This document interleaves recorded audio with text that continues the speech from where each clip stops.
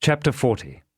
It was fortunate for me that I had to take precautions to ensure, so far as I could, the safety of my dreaded visitor. For this thought pressing on me when I awoke held other thoughts in a confused concourse at a distance.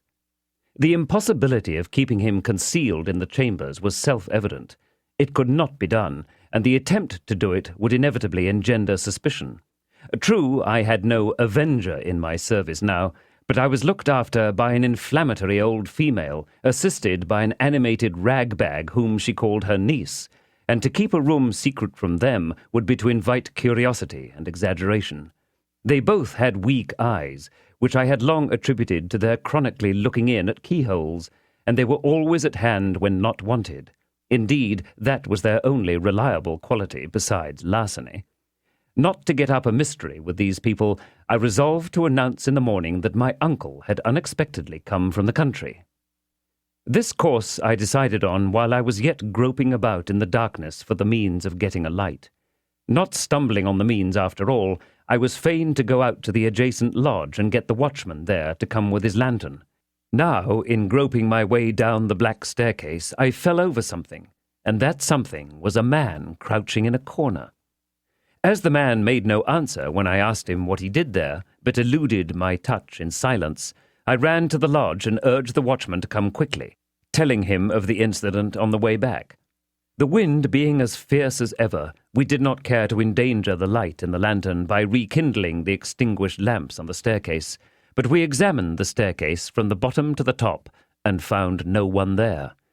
It then occurred to me as possible that the man might have slipped into my rooms. So, lighting my candle at the watchman's and leaving him standing at the door, I examined them carefully, including the room in which my dreaded guest lay asleep. All was quiet, and assuredly no other man was in those chambers.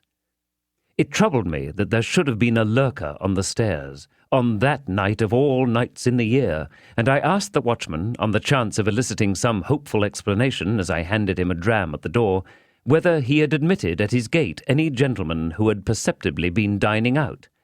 Yes, he said, at different times of the night, 3. One lived in Fountain Court, and the other 2 lived in the lane, and he had seen them all go home. Again, the only other man who dwelt in the house of which my chambers formed a part had been in the country for some weeks, and he certainly had not returned in the night, because we had seen his door with his seal on it as we came upstairs. "The night being so bad, sir," said the watchman as he gave me back my glass, "uncommon few have come in at my gate. Besides them 3 gentlemen that I have named, I don't call to mind another since about 11 o'clock, when a stranger asked for you." "My uncle," I muttered. "Yes." "You saw him, sir?" "Yes. Oh, yes." "Likewise the person with him?" "Person with him?" I repeated. "I judged the person to be with him," returned the watchman. "The person stopped when he stopped to make an inquiry of me, and the person took this way when he took this way." "What sort of person?" The watchman had not particularly noticed. He should say a working person. To the best of his belief, he had a dust-coloured kind of clothes on under a dark coat. The watchman made more light of the matter than I did, and, naturally, not having my reason for attaching weight to it. When I had got rid of him, which I thought it well to do without prolonging explanations, my mind was much troubled by these 2 circumstances taken together. Whereas they were easy of innocent solution apart, as, for instance, some diner out or diner at home who had not gone near this watchman's gate might have strayed to my staircase and dropped asleep there, and my nameless visitor might have brought someone with him to show him the way. Still, joined, they had an ugly look to one as prone to distrust and fear as the changes of a few hours had made me. I lighted my fire, which burnt with a raw, pale flare at that time of the morning, and fell into a doze before it. I seemed to have been dozing a whole night when the clocks struck 6. As there was full an hour and a half between me and daylight, I dozed again, now waking up uneasily with prolix conversations about nothing in my ears, now making thunder of the wind in the chimney, at length falling off into a profound sleep from which the daylight woke me with a start. All this time I had never been able to consider my own situation, nor could I do so yet. I had not the power to attend to it. I was greatly dejected and distressed, but in an incoherent, wholesale sort of way. As to forming any plan for the future, I could as soon have formed an elephant. When I opened the shutters and looked out at the wet, wild morning, all of a leaden hue, when I walked from room to room, when I sat down again shivering before the fire, waiting for my laundress to appear, I thought how miserable I was, but hardly knew why, or how long I had been so, or on what day of the week I made the reflection, or even who I was that made it.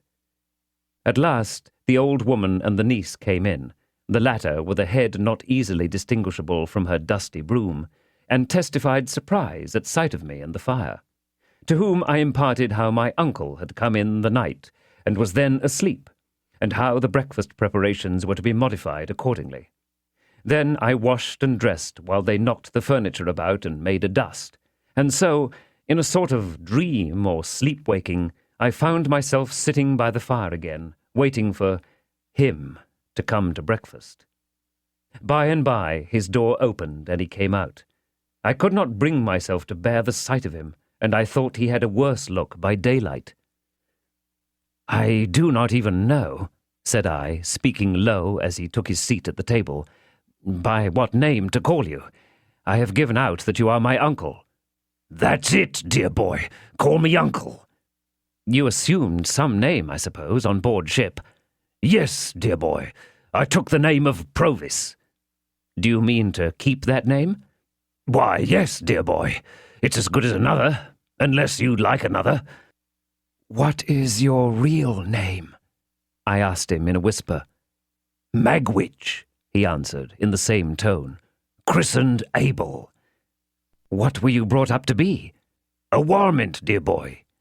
He answered quite seriously, and used the word as if it denoted some profession. "When you came into the temple last night," said I, pausing to wonder whether that could really have been last night, which seemed so long ago. "Yes, dear boy." "When you came in at the gate and asked the watchman the way here, had you anyone with you?" "With me? No, dear boy." "But there was someone there?"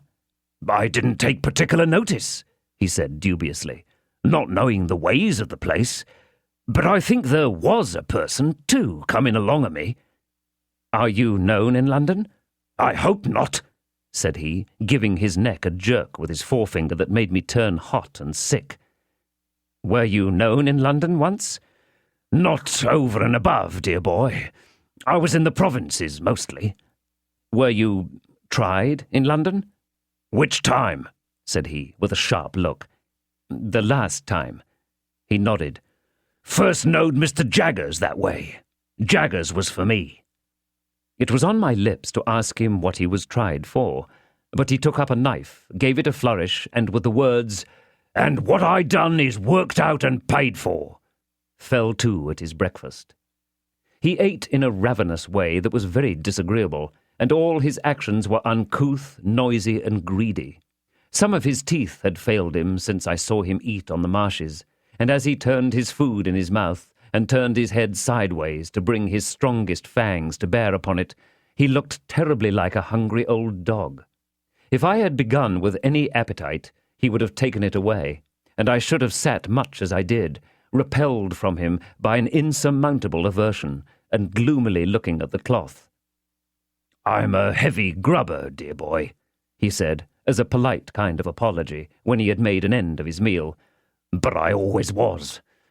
If it had been in my constitution to be a lighter grubber, I might have got into lighter trouble. Similarly, I must have my smoke. When I was first hired out as shepherd t'other side the world, it's my belief I should have turned into a melancholy mad sheep myself if I hadn't had my smoke." As he said so, he got up from table, and putting his hand into the breast of the pea coat he wore, brought out a short black pipe and a handful of loose tobacco of the kind that is called negro head.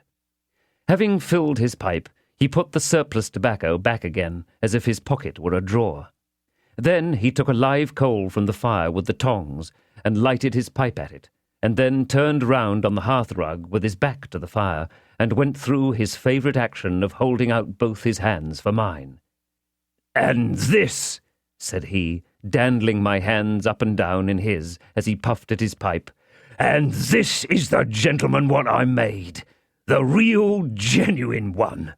Oh, it does me good for to look at you, Pip. All I stipulate is to stand by and look at you, dear boy." I released my hands as soon as I could, and found that I was beginning slowly to settle down to the contemplation of my condition. What I was chained to, and how heavily, became intelligible to me as I heard his hoarse voice, and sat looking up at his furrowed bald head with its iron-grey hair at the sides. "I mustn't see my gentleman a-footing it in the mire of the streets. There must be no mud on his boots. My gentleman must have horses, Pip. Horses to ride and horses to drive, and horses for his servant to ride and drive as well. Shall colonists have their horses, and blood 'uns, if you please, good Lord, and not my London gentleman? Oh, no. We'll show 'em another pair of shoes than that, Pip, won't us?" He took out of his pocket a great thick pocket-book, bursting with papers, and tossed it on the table. "There's something worth spending in that there book, dear boy. It's yourn. All I've got ain't mine, it's yourn. Don't you be afeard on it. There's more where that come from. I've come to the old country for to see my gentleman spend his money like a gentleman. That'll be my pleasure. My pleasure'll be for to see him do it, and blast you all!" he wound up, looking round the room and snapping his fingers once with a loud snap. "Blast you, every one, from the judge in his wig to the colonist a-stirring up the dust. I'll show a better gentleman than the whole kit on you put together." "Stop," said I, almost in a frenzy of fear and dislike. "I want to speak to you. I want to know what is to be done. I want to know how you are to be kept out of danger, how long you are going to stay, what projects you have." "Looky here, Pip," said he, laying his hand on my arm in a suddenly altered and subdued manner. "First of all, looky here. I forgot myself half a minute ago. What I said was low. That's what it was, low. Looky here, Pip. Look over it.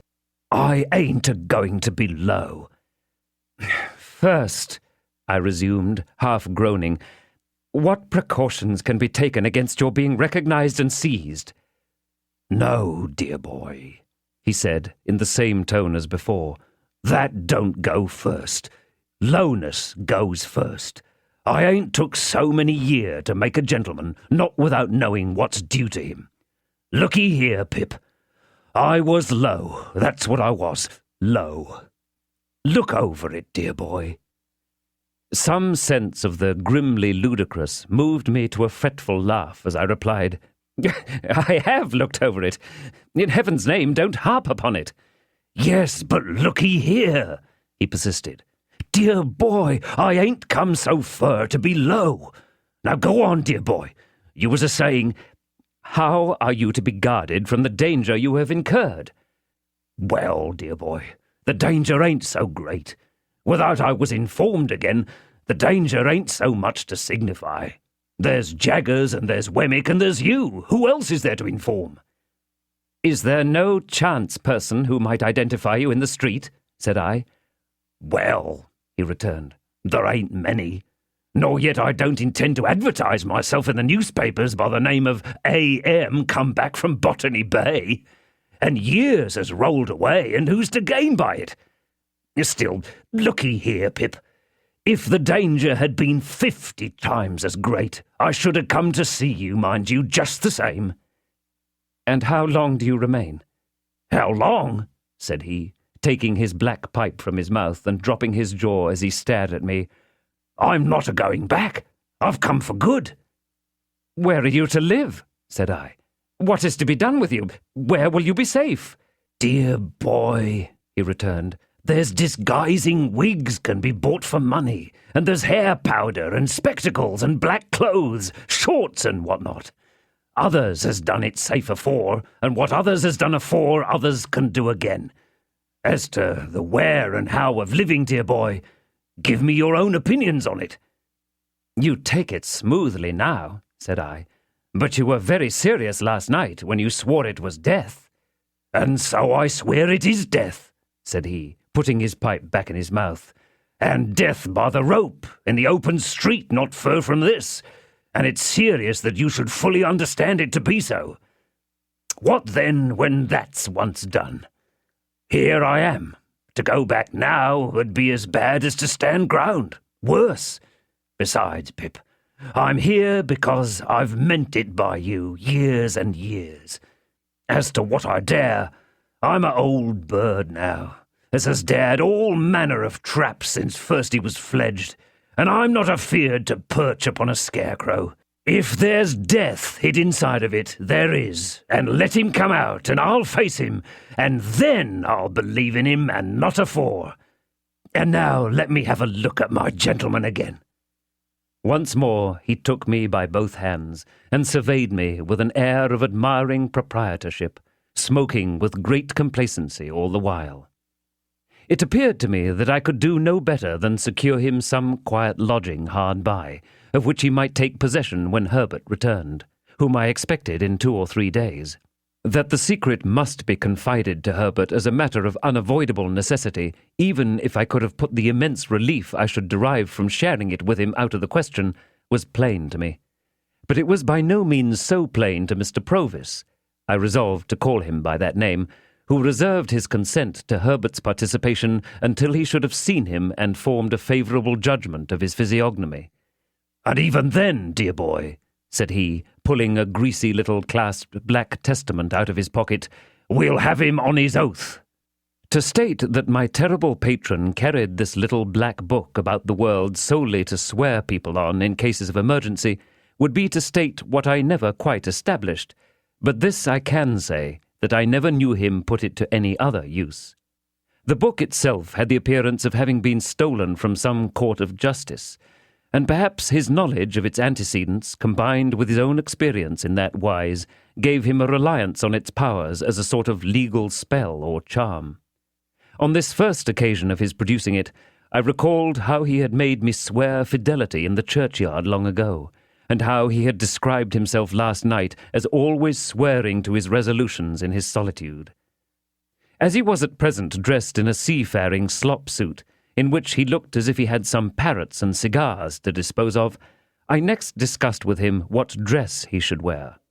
He cherished an extraordinary belief in the virtues of shorts as a disguise, and had in his own mind sketched a dress for himself that would have made him something between a dean and a dentist. It was with considerable difficulty that I won him over to the assumption of a dress more like a prosperous farmer's, and we arranged that he should cut his hair close and wear a little powder.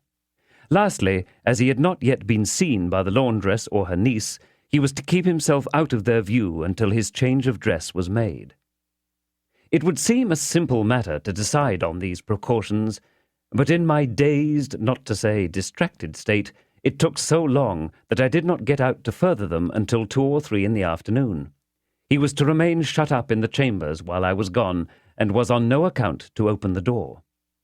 There being, to my knowledge, a respectable lodging-house in Essex Street, the back of which looked into the Temple, and was almost within hail of my windows, I first of all repaired to that house, and was so fortunate as to secure the 2nd floor for my uncle, Mr. Provis. I then went from shop to shop, making such purchases as were necessary to that change in his appearance. This business transacted, I turned my face, on my own account, to Little Britain. Mr. Jaggers was at his desk, but seeing me enter, got up immediately and stood before his fire. "Now, Pip," said he, "be careful." "I will, sir," I returned, for I had thought well of what I was going to say coming along. "Don't commit yourself," said Mr. Jaggers, "and don't commit anyone. You understand? Anyone. Don't tell me anything. I don't want to know anything. I am not curious." Of course I saw that he knew the man was come. "I merely want, Mr. Jaggers," said I, "to assure myself that what I have been told is true. I have no hope of its being untrue, but at least I may verify it." Mr. Jaggers nodded. "But did you say told or informed?" he asked me, with his head on one side and not looking at me, but looking in a listening way at the floor. Told would seem to imply verbal communication. You can't have verbal communication with a man in New South Wales, you know. I will say informed, Mr. Jaggers. Good. I have been informed by a person named Abel Magwitch that he is the benefactor so long unknown to me. That is the man, said Mr. Jaggers, in New South Wales. And only he? Said I. And only he, said Mr. Jaggers. I am not so unreasonable, sir, as to think you at all responsible for my mistakes and wrong conclusions, but I always supposed it was Miss Havisham. As you say, Pip, returned Mr. Jaggers, turning his eyes upon me coolly and taking a bite at his forefinger. I am not at all responsible for that. And yet it looked so like it, sir, I pleaded with a downcast heart. Not a particle of evidence, Pip, said Mr. Jaggers, shaking his head and gathering up his skirts.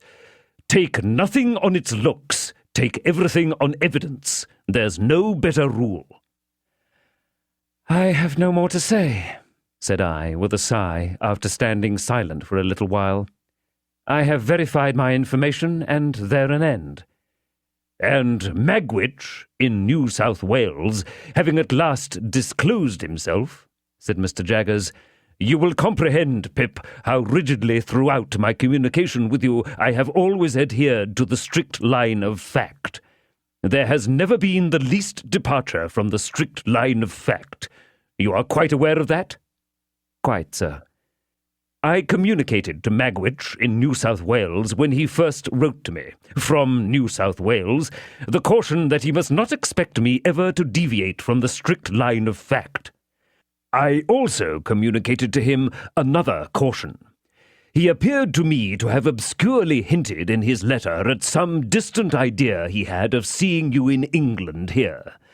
I cautioned him that I must hear no more of that he was not at all likely to obtain a pardon, that he was expatriated for the term of his natural life, and that his presenting himself in this country would be an act of felony, rendering him liable to the extreme penalty of the law. I gave Magwitch that caution, said Mr. Jaggers, looking hard at me. I wrote it to New South Wales. He guided himself by it, no doubt. No doubt, said I. I have been informed by Wemmick, pursued Mr. Jaggers, still looking hard at me, that he has received a letter, under date Portsmouth, from a colonist of the name of Purvis, or Provis, I suggested. Or Provis. Thank you, Pip. Perhaps it is Provis. Perhaps you know it's Provis. Yes, said I. You know it's Provis. A letter, under date Portsmouth, from a colonist of the name of Provis, asking for the particulars of your address on behalf of Magwitch. Wemmick sent him the particulars, I understand, by return of post. Probably it is through Provis that you have received the explanation of Magwitch in New South Wales? It came through Provis, I replied. Good day, Pip, said Mr. Jaggers, offering his hand. Glad to have seen you. In writing by post to Magwitch in New South Wales, or in communicating with him through Provis, have the goodness to mention that the particulars and vouchers of our long account shall be sent to you, together with the balance, for there is still a balance remaining. Good day, Pip. We shook hands, and he looked hard at me as long as he could see me. I turned at the door, and he was still looking hard at me, while the two vile casts on the shelf seemed to be trying to get their eyelids open and to force out of their swollen throats, "Oh, what a man he is!" Wemmick was out, and though he had been at his desk, he could have done nothing for me. I went straight back to the temple, where I found the terrible Provis drinking rum and water and smoking Negro head in safety. Next day the clothes I had ordered all came home, and he put them on. Whatever he put on became him less, it dismally seemed to me, than what he had worn before. To my thinking, there was something in him that made it hopeless to attempt to disguise him. The more I dressed him, and the better I dressed him, the more he looked like the slouching fugitive on the marshes. This effect on my anxious fancy was partly referable, no doubt, to his old face and manner growing more familiar to me. But I believe, too, that he dragged one of his legs as if there were still a weight of iron on it, and that, from head to foot, there was convict in the very grain of the man. The influences of his solitary hut life were upon him besides, and gave him a savage air that no dress could tame. Added to these were the influences of his subsequent branded life among men, and crowning all, his consciousness that he was dodging and hiding now. In all his ways of sitting and standing and eating and drinking, of brooding about in a high-shouldered, reluctant style, of taking out his great horn-handled jackknife and wiping it on his legs and cutting his food, of lifting light glasses and cups to his lips as if they were clumsy pannikins, of chopping a wedge off his bread and soaking up with it the last fragments of gravy round and round his plate, as if to make the most of an allowance, and then drying his finger ends on it, and then swallowing it. In these ways and 1,000 other small, nameless instances arising every minute in the day, there was prisoner, felon, bondsman, plain as plain could be. It had been his own idea to wear that touch of powder, and I had conceded the powder after overcoming the shorts. But I can compare the effect of it, when on, to nothing but the probable effect of rouge upon the dead. So awful was the manner in which everything in him that was most desirable to repress started through that thin layer of pretense and seemed to come blazing out at the crown of his head.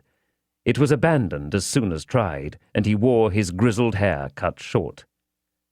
Words cannot tell what a sense I had at the same time of the dreadful mystery that he was to me.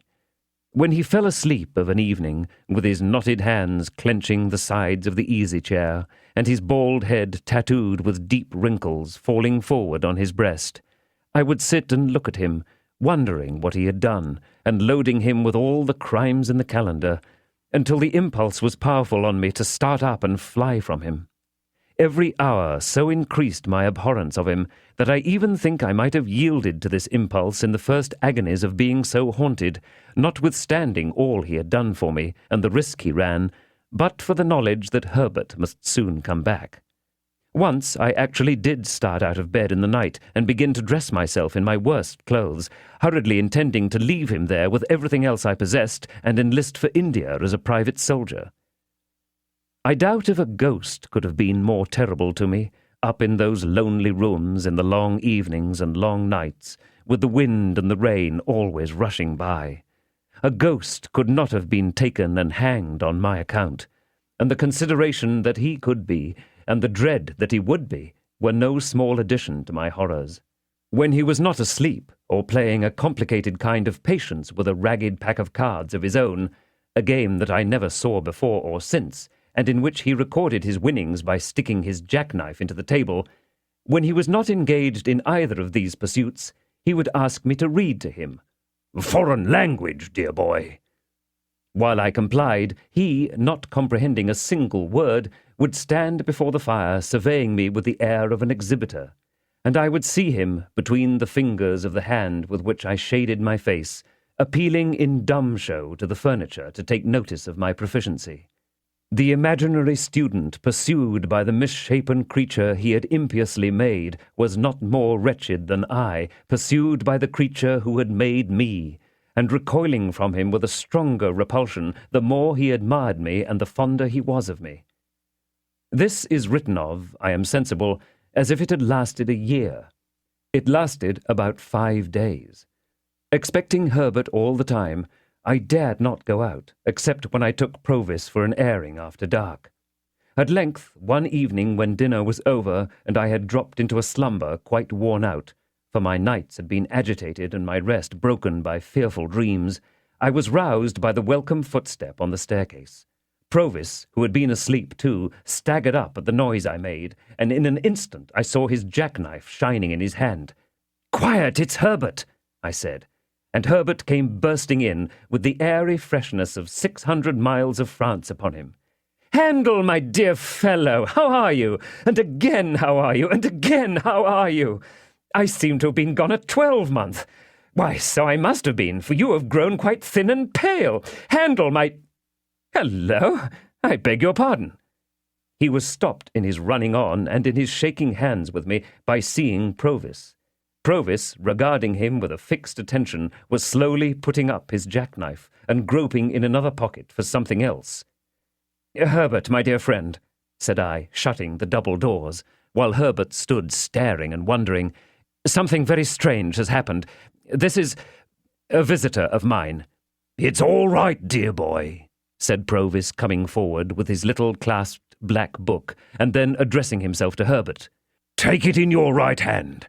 Lord strike you dead on the spot if ever you split in any way somever. Kiss it." "Do so as he wishes it," I said to Herbert. So Herbert, looking at me with a friendly uneasiness and amazement, complied, and Provis, immediately shaking hands with him, said, "Now you're on your oath, you know, and never believe me on mine if Pip shan't make a gentleman on you.